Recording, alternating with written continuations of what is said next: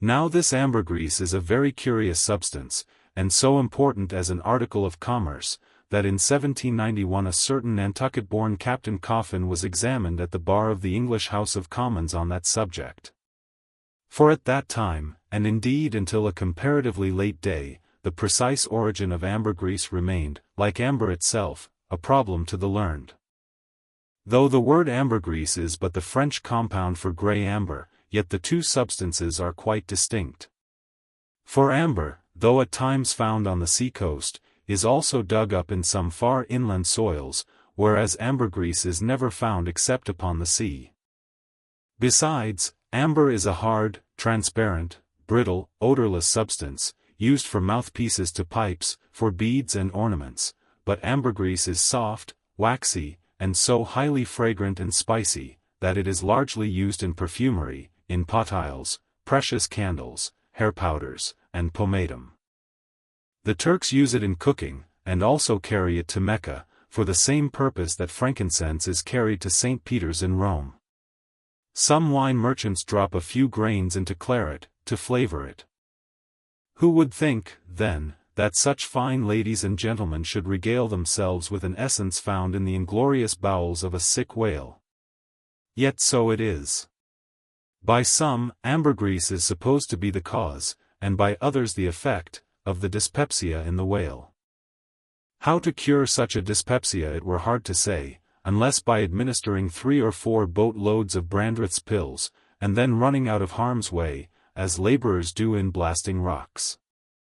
I have forgotten to say that there were found in this ambergris, certain hard, round, bony plates, which at first Stubb thought might be sailors' trousers buttons, but it afterwards turned out that they were nothing more than pieces of small squid bones embalmed in that manner.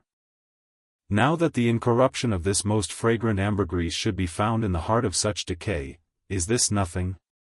Bethink thee of that saying of St. Paul in Corinthians, about corruption and incorruption, how that we are sown in dishonor, but raised in glory. And likewise call to mind that saying of Paracelsus about what it is that mocketh the best musk. Also forget not the strange fact that of all things of ill savour, cologne water, in its rudimental manufacturing stages, is the worst. I should like to conclude the chapter with the above appeal, but cannot, owing to my anxiety to repel a charge often made against whalemen, and which, in the estimation of some already biased minds, might be considered as indirectly substantiated by what has been said of the Frenchman's 2 whales. Elsewhere in this volume the slanderous aspersion has been disproved, that the vocation of whaling is throughout a slatternly, untidy business. But there is another thing to rebut. They hint that all whales always smell bad. Now how did this odious stigma originate? I opine, that it is plainly traceable to the first arrival of the Greenland whaling ships in London, more than 2 centuries ago.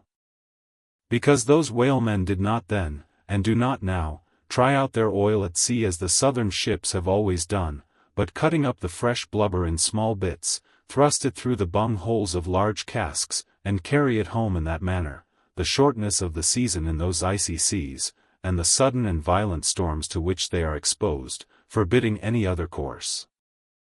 The consequence is, that upon breaking into the hold, and unloading one of these whale cemeteries, in the Greenland dock, a savour is given forth somewhat similar to that arising from excavating an old city graveyard, for the foundations of a lying-in hospital. I partly surmise also, that this wicked charge against whalers may be likewise imputed to the existence on the coast of Greenland, in former times, of a Dutch village called Schmerenberg or Smeerenberg, which latter name is the one used by the learned Fogo von Slack, in his great work on smells, a textbook on that subject. As its name imports, smear, fat, berg, to put up, this village was founded in order to afford a place for the blubber of the Dutch whale fleet to be tried out, without being taken home to Holland for that purpose. It was a collection of furnaces, fat kettles, and oil sheds, and when the works were in full operation certainly gave forth no very pleasant savour. But all this is quite different with a South Sea sperm whaler, which in a voyage of 4 years perhaps, after completely filling her hold with oil, does not, perhaps, consume 50 days in the business of boiling out, and in the state that it is casked, the oil is nearly scentless. The truth is, that living or dead, if but decently treated, whales as a species are by no means creatures of ill odor, nor can whalemen be recognized, as the people of the Middle Ages affected to detect a Jew in the company, by the nose. Nor indeed can the whale possibly be otherwise than fragrant, when, as a general thing, he enjoys such high health, taking abundance of exercise, always out of doors, though, it is true, seldom in the open air. I say, that the motion of a sperm whale's flukes above water dispenses a perfume, as when a musk-scented lady rustles her dress in a warm parlor. What then shall I liken the sperm whale to for fragrance, considering his magnitude? Must it not be to that famous elephant, with jeweled tusks, and redolent with myrrh, which was led out of an Indian town to do honor to Alexander the Great?